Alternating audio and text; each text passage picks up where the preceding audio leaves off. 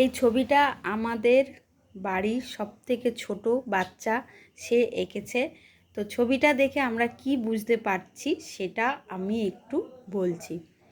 এটা গ্রীষ্মের দুপুরে তৃষ্ণার্ত কাক ঘুরে ঘুরে বেড়াচ্ছে একটু জল খাওয়ার জন্য, কিন্তু জলও কোথাও পাচ্ছে না। এবার ওর চোখে পড়লো একটা কলসি। সেই কলসির নিচে সামান্য জল আছে। তখন ও ভাবতে লাগলো যে আমি এই জলটা কিভাবে খাবো। তখন ও পাশে দেখলো ছোট ছোট নুড়ি পাথর পড়ে আছে। ও মুখে করে নুড়ি পাথর কলসির মধ্যে ফেলতে লাগলো।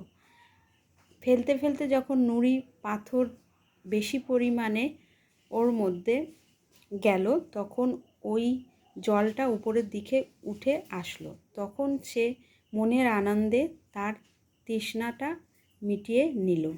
তো চেষ্টা করলে সব কিছুই করা যায়। এটা থেকে আমরা এটাই বুঝলাম